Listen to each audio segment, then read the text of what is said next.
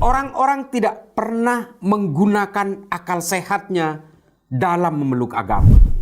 Mereka salah menerjemahkan agama.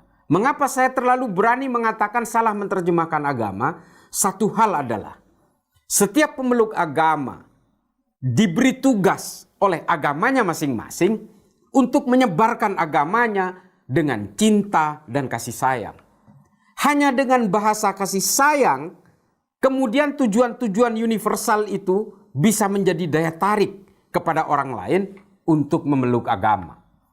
Seperti saya misalnya yang beragama Islam, maka saya akan menunjukkan bahwa Islam itu toleran, Islam itu penuh kasih sayang, kedamaian, dan kemanusiaan. Maka Islam harus saya bawakan dengan cara yang sejuk, dengan cara penuh cinta. Sehingga orang berharap akan tertarik untuk melihat agama saya. Kalau kemudian dengan cara-cara kekerasan dan persekusi, siapa yang akan tertarik terhadap agama kita? Agama yang kita peluk hari ini, semuanya berdasarkan takdir-takdir kelahiran manusia. Saya menjadi Islam karena ditakdirkan oleh Tuhan untuk lahir di Madura dari orang tua beragama Islam. Maka Islamlah saya. Kalau saya ditakdirkan oleh Tuhan untuk lahir di belahan dunia yang lain, dari orang tua yang beragama lain, tetangga saya beragama lain, rumah ibadah di sekitar saya beragama lain selain Islam, satu negara isinya agama lain dan mungkin hanya minoritas Islam di negara itu, mungkin saya tidak beragama Islam hari ini. Coba kita bisa bayangkan kalau saya lahir di Meksiko, satu negara isinya Katolik, orang tua saya Katolik, sekolah saya Katolik, rumah ibadah di sekitar saya Katolik, dan semuanya aturan-aturan, semua secara politik dan sosial itu lebih mengarah kepada ajaran-ajaran Katolik, maka Katoliklah saya. Sementara kelahiran saya itu bukan pilihan saya. Kelahiran saya itu semua takdir dari Allah. Sunnatullah.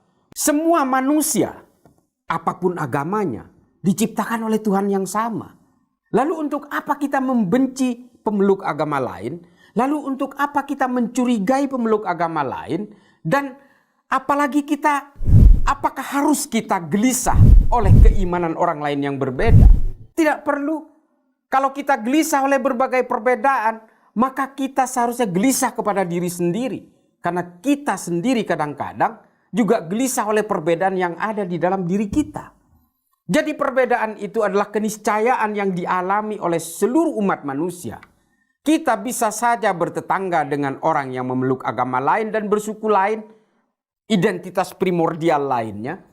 Lalu untuk apa harus mempersekusi pemeluk agama lain karena kita mencurigai dan kita gelisah oleh keimanan orang lain itu? Manusia harus mengenal kemanusiaan lebih dahulu sebelum mengenal agamanya. Kenapa begitu?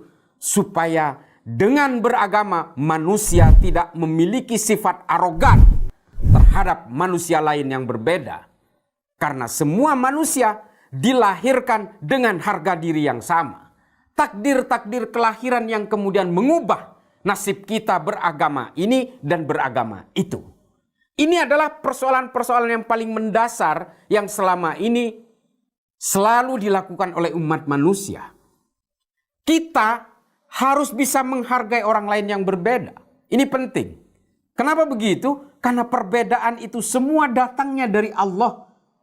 Allah kemudian menciptakan manusia bersuku-suku dan berbangsa-bangsa dengan catatan satu, lita'arofu, saling mengenal dan saling berinteraksi dengan mengidentifikasi terhadap segala perbedaan itu. Kalau wajah kita sama, identitas kita sama, suku kita sama, dan agama kita semua sama, lalu kita mengidentifikasi orang lain itu dengan cara apa? Tidak ada. Tujuan Allah membuat kita berbeda-beda supaya kita punya identifikasi masing-masing dan bisa saling menghormati satu sama lain. Sehingga apa? Kemudian kita bisa menciptakan kehidupan sosial yang saling menghargai. Banyak sekali orang-orang yang salah menerjemahkan agama, seolah-olah dengan beragama kita harus gelisah oleh keimanan orang lain yang berbeda. Sementara agama turunnya sesuai periode yang kemudian ketika datangnya Kristen, pemeluk agama sebelumnya masih ada. Ketika datangnya Islam, pemeluk Kristen juga masih ada. Apakah kemudian Allah menginginkan setelah Kristen datang kemudian semua orang bisa menjadi Kristen semua?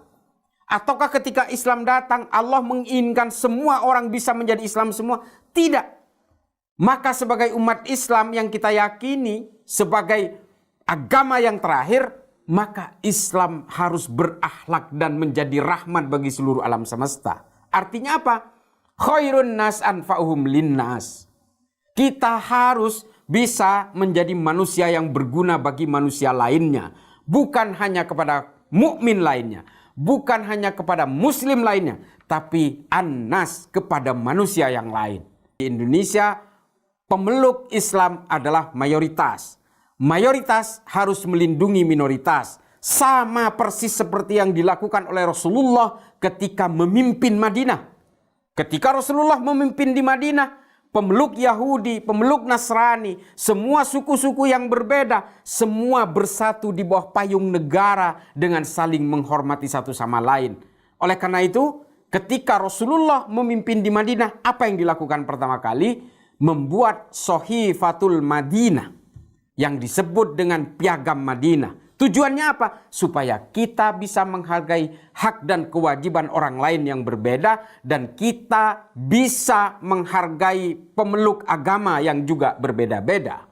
Mereka juga punya keimanan yang sama. Kalau kita berbicara soal keimanan, semua itu tertanam sejak lahir. Maka kemudian caranya apa? Sampaikan agama kita ini supaya orang lain bisa terpengaruh. Supaya orang lain bisa mencintai agama kita, sampaikan dengan cinta dan kedamaian, bukan dengan kekerasan. Kalau wajah agama kita disampaikan dengan wajah kekerasan, dengan wajah yang sangar, maka orang lain bukan hanya mencintai, tapi pada akhirnya hanya menjadi hantu bagi orang lain. Agama kita tidak dicintai orang lain, malah nantinya akan dibenci oleh orang lain. Agama diturunkan oleh Allah agar manusia saling mencintai, bukan untuk saling membenci, apalagi saling mempersekusi. Sama sekali bukan itu tujuan dari Allah, dari Tuhan dalam penciptaan agama-agama. Agama ini diturunkan sesuai periodenya, dengan keyakinan masing-masing, dengan nabinya masing-masing, dan kitab sucinya masing-masing untuk memperbaiki akhlak manusia. Supaya manusia bisa mencintai konsep-konsep ketuhanan dan konsep sosial kemanusiaan.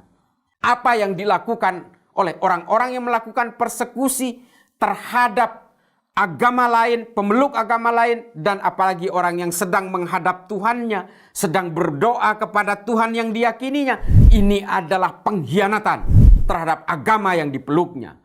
Karena agama tidak pernah meminta kepada umatnya untuk melakukan pembinasaan, persekusi, atau juga melakukan proses-proses kebencian terhadap orang lain yang berbeda keyakinan. Apabila kita ingin menunjukkan bahwa agama kita ini adalah yang terbaik, tunjukkan bahwa agama kita ini adalah agama yang berbasis cinta dan kedamaian. Agama apapun. Kita paham bahwa Islam bukan hanya ada di sini, bukan hanya ada di Arab, tapi juga ada di berbagai belahan di dunia manapun. Demikian juga Kristen, Hindu, Buddha, dan berbagai agama lain. Kalau kita kemudian merasa gelisah oleh berbagai perbedaan, sampai kapan kita harus hidup normal? Karena apa yang kita hadapi adalah berbagai perbedaan. Maka keluarlah dari tempurung. Jangan menjadi katak yang terkungkung di dalam satu ruangan kecil yang seolah-olah dirinya adalah manusia yang terbaik. Bahwa dirinya adalah manusia yang pasti akan masuk surga. Jangan pernah menghakimi orang lain akan masuk surga atau ke neraka, sementara kita sendiri tidak tahu akan masuk ke bagian yang mana.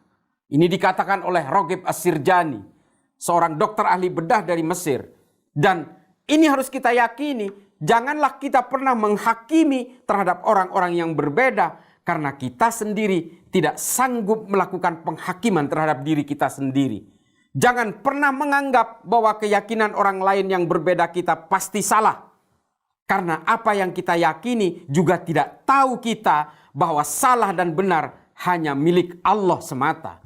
Ini yang dikatakan oleh Rasulullah bahwa soal masuk ke neraka atau masuk ke sorga itu bukan domain kita, bukan keputusan kita. Yang paling penting dalam beragama adalah bermoral baik, beribadah kepada Allah secara tekun, tunjukkan kecintaan dan kepatuhan kepada Allah, dan juga cintai sesama umat manusia.